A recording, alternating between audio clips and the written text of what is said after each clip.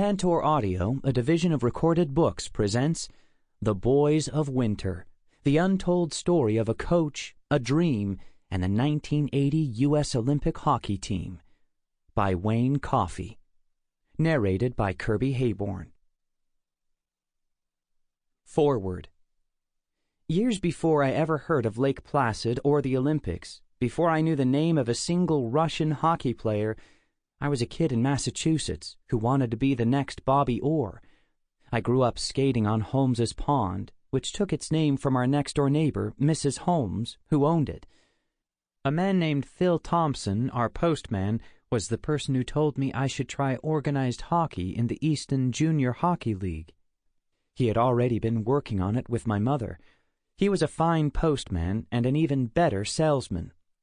The game we played against the Russians in Lake Placid 25 years ago has been acclaimed and saluted in every way possible. But for me, it has always felt like a passage on ice, the attainment of a dream that started on Mrs. Holmes's Pond. It's impossible for me to separate the miracle that we achieved as a team with the memories and gratitude I have for all the people who helped me get there, from my mother and father, my sisters and brothers, to 10 years' worth of coaches and friends and teammates. You don't make a journey like that alone. You make it with a lot of love and sacrifice. That's probably why I was searching the stands for my father after we won the gold medal against Finland. It was a moment that was begging to be shared. I don't believe those winter games in Lake Placid will ever be duplicated. I don't say that because we beat maybe the greatest Soviet hockey team ever assembled, or even because Eric Heiden won 5 gold medals, a performance that I honestly think dwarfs what we did. I say it because there weren't doping scandals or judging scandals or an Olympic village that was overrun with millionaires and professionals in Lake Placid. Herb Brooks, God rest his soul, wasn't coaching a dream team. He was coaching a team full of dreamers. There is a big difference. In Lake Placid, it didn't feel as if the games were being run by corporations. It felt as if at the heart of them was a brotherhood of athletes, the best in the world, deep in the Adirondack Mountains. I visited quite a few places that have hosted the Olympics in the past, and you almost can't tell that the games were ever there. You aren't in Lake Placid for more than a minute before you are flooded with Olympic memories, whether it's from seeing the Olympic arena at the top of the hill or the oval next door where Haydn skated into immortality. Whenever I'm in town, I like to go out at night when it's dark and quiet and the shops are closed and stand in the middle of Main Street.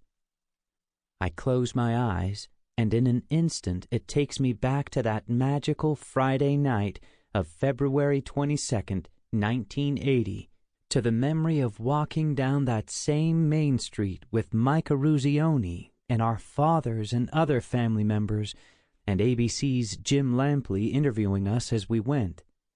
Snow was falling, and everywhere you looked, people were waving flags and chanting, "USA! USA!" We were in our primes, athletically and physically. We were surrounded by people we loved, getting loved some more by people we didn't even know. We had just done the impossible, and we were happy to be alive and thrilled to be Americans and thrilled to think that Herb was right. Maybe we were meant to be here. It's a feeling you wish everybody could have at one point in their lives. Being in that goal on that Friday night was the pinnacle of my athletic life, the greatest joy I have ever known as a hockey player. It was the culmination of a journey, and then other journeys followed for all of us. That is what this book is really all about. The journeys that brought us to that semi-final game against the Soviet Union, and those we've taken since. Sometimes people ask me if I wish I could go back and do it again, if some part of me is sad that I will never experience that pinnacle again. You can't look back. You can't dial up euphoria on demand or try to recreate what happened a quarter century ago. You move forward, and you live your life, and try to be a better person every day than you were the day before. You take each day as a new journey, even as you are grateful for the ones you have already had. Jim Craig, Northeastern Massachusetts. Prologue. The Last Reunion. Morning broke hot in St. Paul, Minnesota on August 16, 2003. The sky was gray, the air as thick as porridge.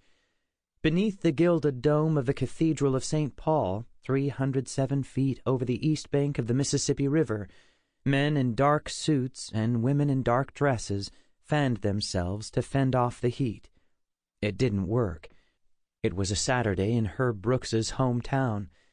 There are an estimated 2,500 people in the cathedral, the fourth largest in the United States. Many of the people arrived a full 90 minutes early. On a day when you could melt a puck on the sidewalk, it was a little surreal to be memorializing a man who spent most of his life around the rink. In the center of the cathedral, 19 middle-aged men filed solemnly down the center aisle, behind the casket. They sat behind the family of Herb Brooks, who used to coach them.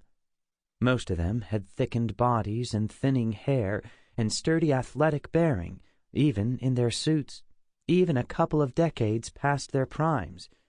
Their faces were heavy and sad. The men were famous once. Some of them still are. They were the 1980 U.S. Olympic hockey team, and Brooks had brought them together 24 summers before. He had picked them and provoked them and pushed them, sometimes irritating them and often infuriating them by his hardness and his aloofness, his scathing rebukes and his unrelenting mind games. Other than fast skaters and constant motion, Herb Brooks liked few things more than mind games, keeping people guessing, cultivating uncertainty as if it were a crop, because it was a productive feeling for a player to have it.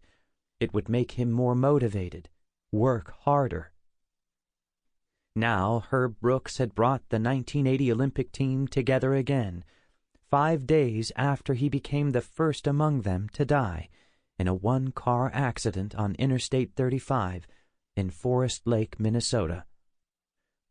Brooks was returning home from the town of Biwabik in the Iron Range area of northeast Minnesota, where he had attended a golf tournament and fundraiser for the U.S. Hockey Hall of Fame. It was mid-afternoon, and the pavement was dry. Brooks was less than a half hour from his suburban St. Paul home when his Toyota Sienna minivan swerved out of control and rolled over, ejecting his body.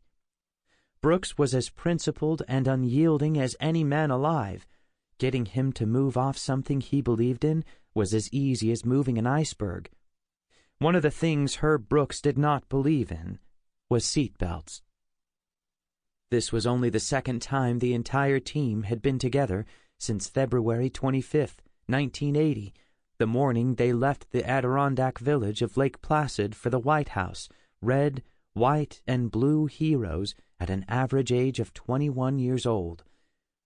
"It's the one reunion that nobody wanted to go to," said Buzz Schneider, who had been the oldest member of the team at 25. But they all came. The only player missing from the funeral was the reclusive Mark Pavelich, who had paid his respects at the wake the night before. In the pulpit, Mike Eruzione delivered a eulogy. He was the captain in 1980, and he remains the captain, the team's most recognizable name and face. His teammates call him Rizzy and tease him about his unabashed opportunism, how he has parlayed a weekend and a goal a quarter-century ago into a lifetime on the rubber chicken circuit, talking about dreaming big and working hard and staying together at upwards of $15,000 a pop, in a voice that leans a bit toward squeakiness. Brooks joined in the teasing, too. "Mike Eruzione believes in free speech," Brooks used to say. "He's just never given one." He gave one at the funeral, guided by his heart and the sentiments of his teammates, but without a formal text. Eruzione likened Brooks to a father whom you love deeply, but don't always like because he pushes you so hard. "I firmly believe he loved our hockey team, but we didn't know it, Eruzione said. Herb Brooks spent the afternoon of February 28, 1960, watching a hockey game in the house he grew up in. It was a Sunday on the east side of St. Paul, the last day of the 1960 Olympic Games. Brooks was 22, and he was sitting in the living room next to his father, Herb Sr., an insurance man and former coach of his son's junior hockey team. In the semifinals the night before, the U.S. hockey team had shocked the defending champions from the Soviet Union 4-3. Now both Herbs were taking in the gold medal game between the United States and Czechoslovakia, the images grainy and black and white, the sting as clear and cold as ice itself. How could the younger Brooks not feel stung when, on the cusp of an Olympic dream, he was tapped on the shoulder and told to go home? Days before the 1960 Olympics began, Coach Jack Riley replaced Brooks on the roster. After months of recruitment, Riley had finally convinced 1956 Olympic standout Bill Cleary to rejoin the team. Bill Cleary's one condition was that his brother be able to play with him.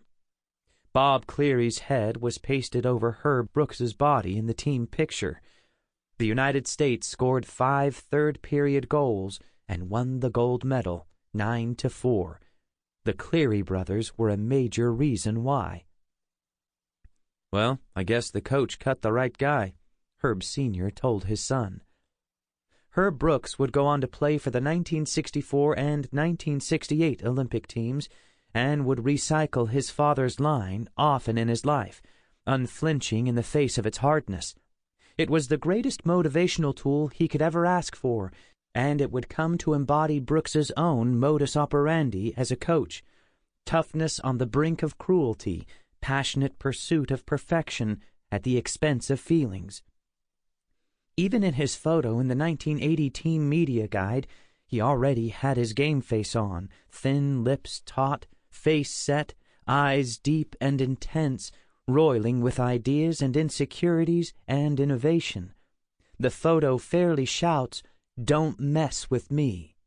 Brooks applied for the 1980 Olympic coaching job in the fall of 1978. He wasn't the coach selection committee's first choice. That was Bill Cleary, who'd gone on to coach at Harvard. But Cleary declined, so Brooks requested a meeting with Walter Bush, the general manager of the 1964 Olympic team Brooks played on and the head of the committee. Bush knew all about Brooks's impressive coaching resume, how he'd taken over a last-place University of Minnesota Golden Gophers team in 1972 and captured 3 national titles in the next 7 years. He was somewhat wary of him nonetheless. Herb could be a one-man band, Bush said. He wanted to be coach, general manager, everything. He had a way of irritating people at times. Yet Bush agreed to let Brooks interview for the job. Brooks and the other candidates, Boston University coach Jack Parker and Michigan Tech coach John McInnes, met with the committee at the O'Hare Hilton. Armed with binders stuffed with details about everything but what brand of tape the players would wrap their sticks with, Brooks presented a plan regarding player selection, staffing, conditioning, pre-Olympic scheduling, all the variables that could help the United States compete for a medal against the Russians, Czechs, Swedes, and Canadians.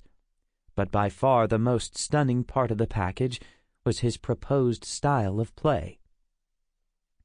Brooks wanted to abandon the traditional linear dump-and-chase style of hockey that had held sway in North America forever.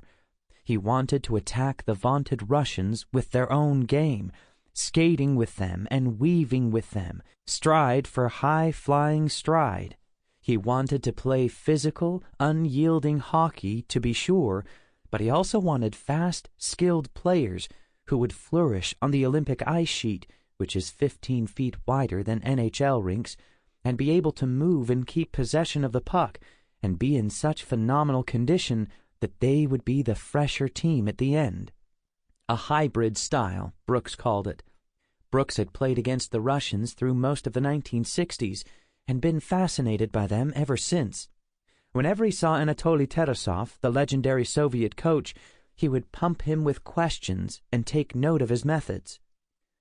Before the 1979 World Championships in Moscow, he snuck into Russian practices, and he cornered Igor N. Tuzik, coach of the Russian B team, at a Lake Placid tournament 2 months before the Olympics.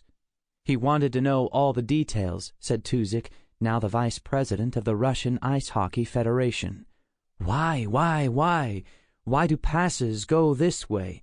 When do you go off the boards? Why is the key the speed of the wing? He wanted to know everything. In the 2 decades that had passed since the U.S. team had upset them in Squaw Valley, California, the Russians not only had won every Olympic gold medal, but had beaten the Americans by an aggregate score of 28-7. The Soviet team in Lake Placid would be perhaps their strongest ever. In Brooks's mind, the logic behind changing strategy was as clear as vodka on the rocks. Why give up possession of the puck to the best stick-handling team in the world? Why play a reactive checking game when it allows them to dictate tempo? How many times do we have to get hit with the same hammer and sickle before we learn? Brooks's teams had largely played dump-and-chase hockey at Minnesota. He was calling for a switch no less radical than it would be for a grind-it-out football team to start flinging the ball downfield.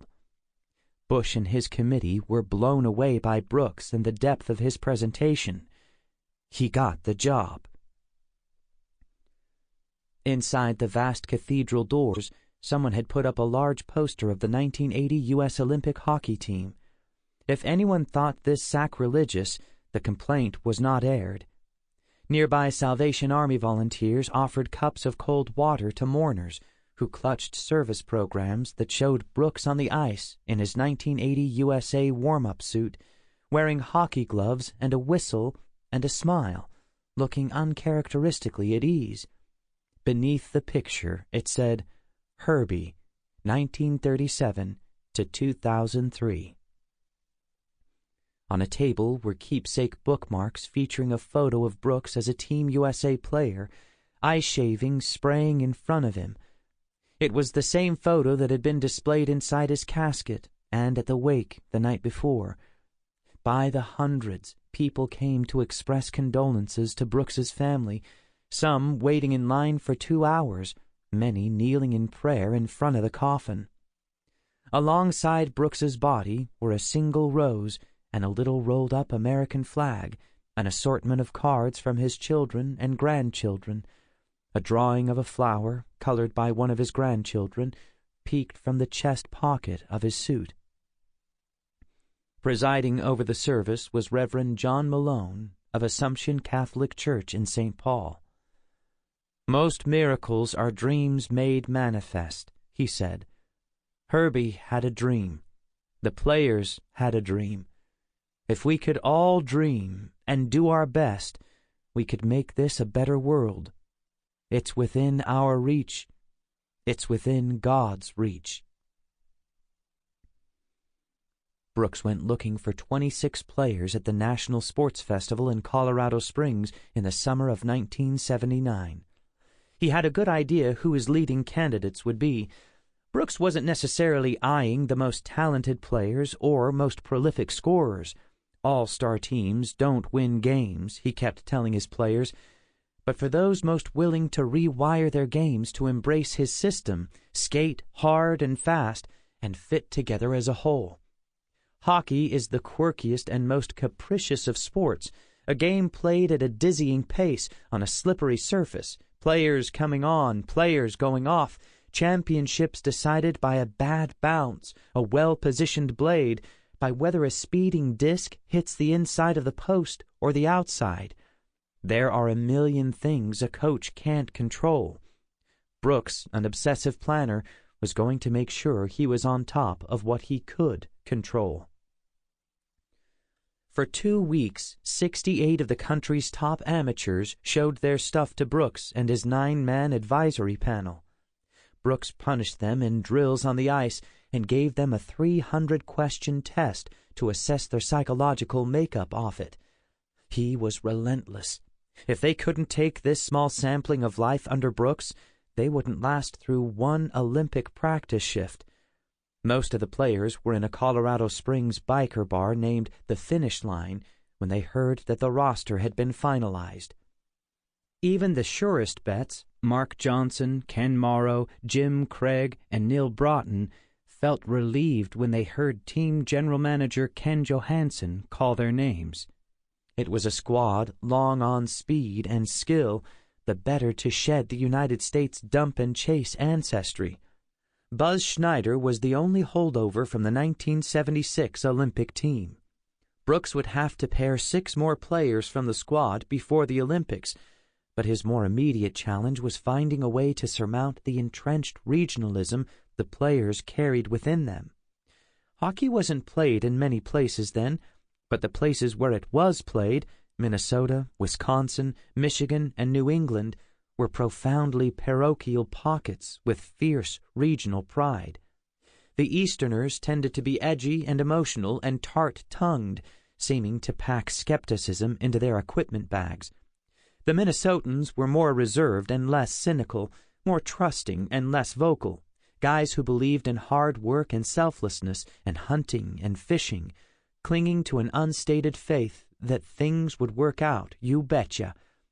12 Olympic team members were from Minnesota, and 9 of them played for Brooks at the University of Minnesota in the Twin Cities, the U as it is known throughout the state.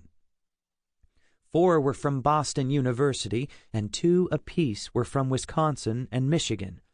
5 of the guys on the team were on opposite sides of one of the nastiest college hockey brawls anyone could remember, the 1976 NCAA semifinal bloodbath between Minnesota and Boston University.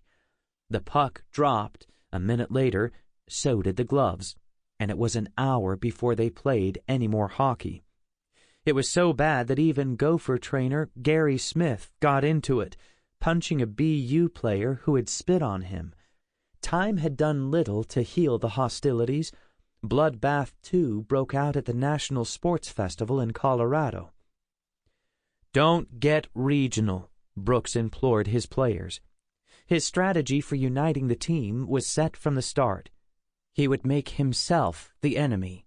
A shared disdain for his ceaselessly demanding and Machiavellian ways would be the rallying cry, the reason guys would want to go out on the ice and bust their tails just to show him. With distance and inscrutability, he kept nearly everyone anxious about their prospects for making the team, almost to the end. "I'm not here to be your friend," Brooks told the players. "I'm here to be your coach." He would later call it his loneliest year in hockey. The players traded horror stories, commiserated with one another. Eastern guys thought Brooks was singling them out for abuse, but the Minnesota guys told them he treated them that way too, said Dave Silk, a rugged winger from Boston University, who for a long time was convinced his coach loathed him. When the team exchanged gag gifts at Christmas before the Olympics, the gift for Brooks was a whip. 2 paunchy middle-aged men in hockey sweaters walked slowly into the cathedral toward the alcove where Herb Brooks's body lay. They were graduates of Brooks's alma mater, Johnson High School, and lifelong residents of the east side of St. Paul. They didn't know Brooks personally, but when you've grown up playing hockey around St. Paul, it's impossible not to feel a connection to him. The men had the halting body language of people who felt unentitled to be there. They sat near the end of a row in the back of the church and listened to the eulogies from Mike Eruzione and Bill Butters, a former player of Brooks's at the U.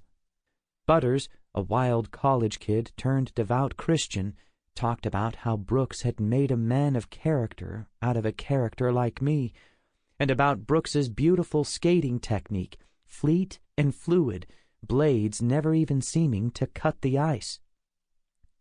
The men heard Butters read from the book of Proverbs and say, "As iron shapes iron, so does one man sharpen another." No matter what Brooks achieved, especially after Lake Placid, he was disinclined to trade on his fame and was wary of people who wanted a piece of him or had a proposition for him. He seemed most at ease with his Minnesota homeboys at Schweitz's Saloon on Payne Avenue, or Vogel's, another East Side watering hole, or drinking his Coors Light with old pals at his annual 4th of July barbecue. The men said that Brooks never seemed to change, even when he became a celebrity coach, and allowed that maybe that was what they liked about him best. Brooks didn't just put up a wall between himself and the team. He threw in a moat and alligators, too. It was a way to make sure that his own regional bias and his personal feelings didn't get in the way of personnel decisions. One of the first things Herb said when he hired me was, "I'm going to be tough on them, and you are going to have to be the one who keeps everyone together," assistant coach Craig Patrick said. Patrick, a former All-American and a teammate of Brooks's on the 1967 U.S. national team, was an amiable, soft-spoken fellow who is impossible not to like.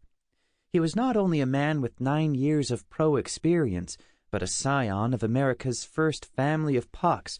His grandfather, Lester Patrick, father, Lynn Patrick, and uncle, Muzz Patrick, all having played and coached for the New York Rangers, dating to the early 20th century.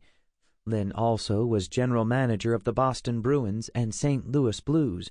Patrick slid easily into the role of part-time sounding board and ombudsman and full-time nurturer.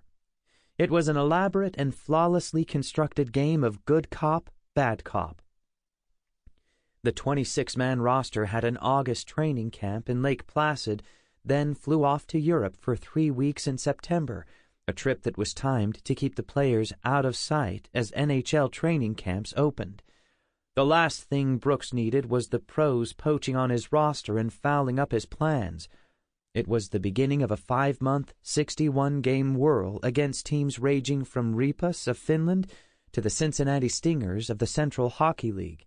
Team officials worked out an arrangement with the CHL commissioner for games against the Olympic team to count in league standings, thereby ensuring a demanding schedule against motivated opponents.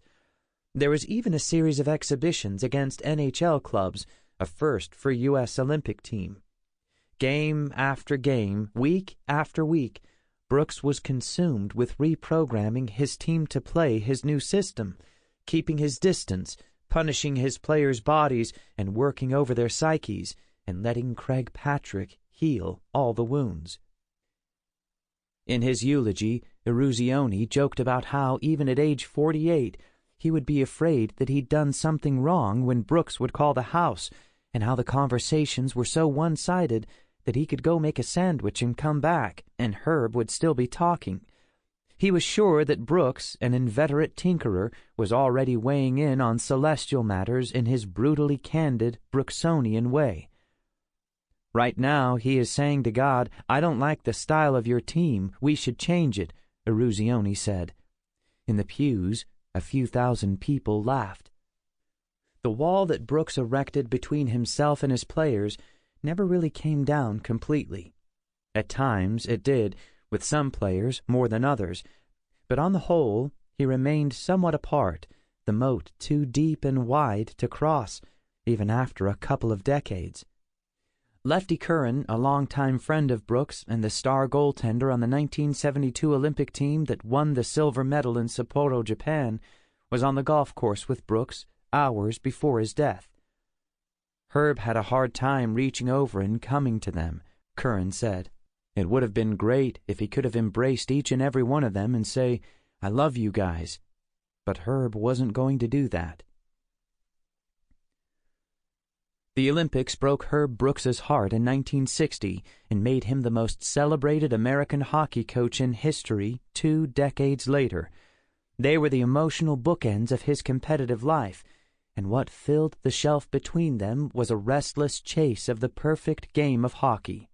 He sought it desperately and wasn't happy when he didn't get it.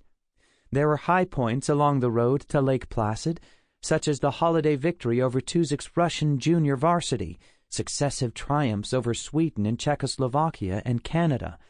But there were low points, too. A 9-1 thumping by the St. Louis Blues, a 1-0 loss to the AHL's Adirondack Red Wings, and most maddening of all to the coach, a 3-3 tie in Norway in mid-September. The low point stayed with Brooks much longer. Sample complete. Ready to continue?